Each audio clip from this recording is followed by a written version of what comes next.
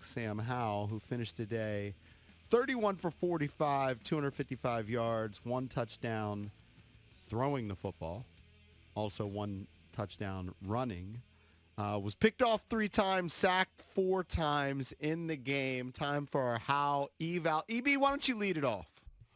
I mean, you can't give him a good grade or pass. I'm going to give him a D just because I thought he competed. I think he forced balls, made some bad decisions, obviously. That's why the interceptions. But I love the toughness. I love the running touchdown that he had.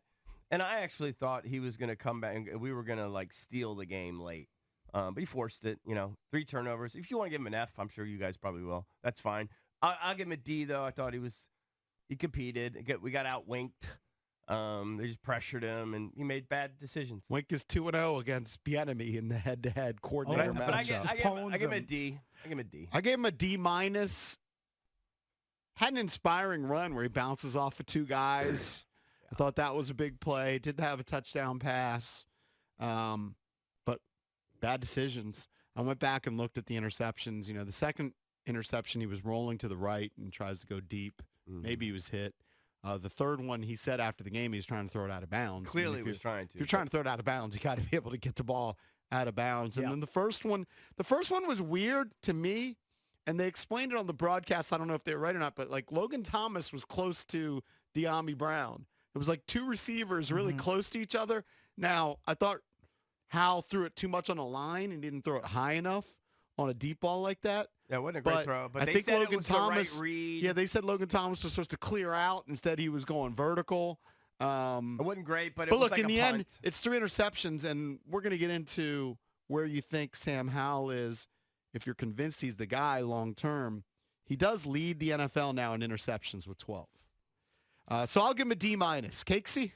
I really wish you guys were my teachers in high school because you're very generous handing out Ds to what was clearly an F performance from Sam Howell. It's his worst-rated game since the last time he faced the Giants with a 62.7 rating.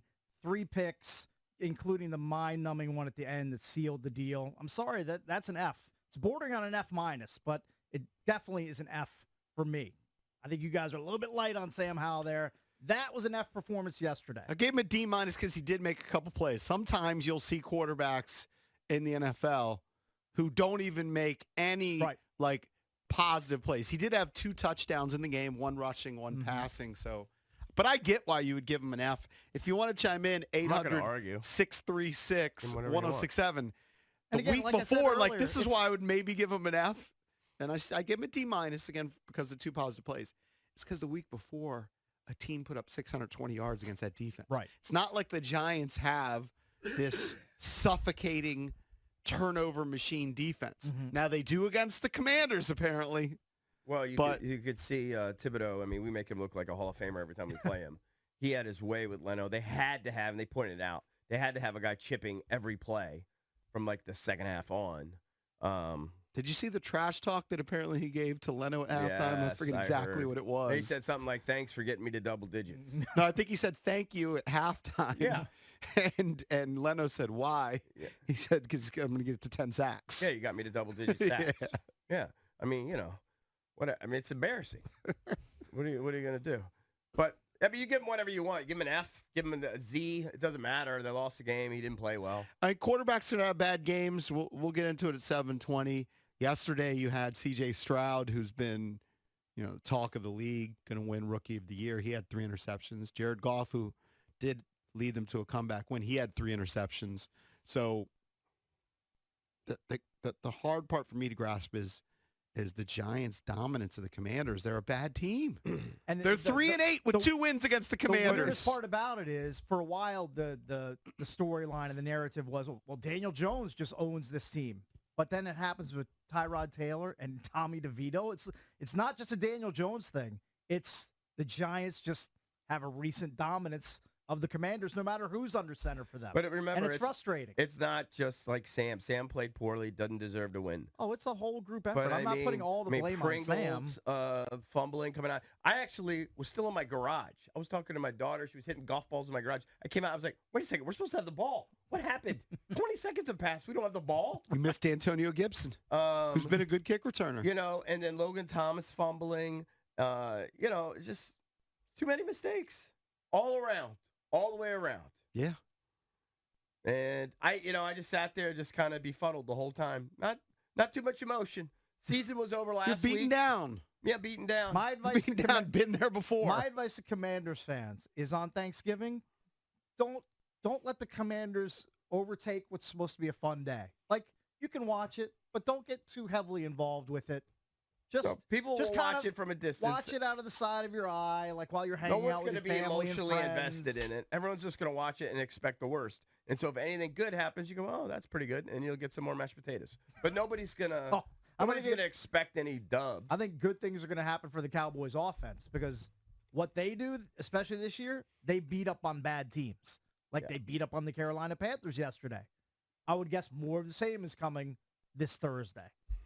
With the Commanders in town. It also, there would have been a little bit, I know you guys would laugh, a playoff sweat if they would have won yesterday because the Vikings lost. Right. The Seahawks lost. Mm-hmm. They're in big trouble. The Bucks lost. Nobody's winning in the NFC. Right. I mean, it's going to be a putrid 6th and 7th place team in the wild card. Mm-hmm. No doubt about it. Yep.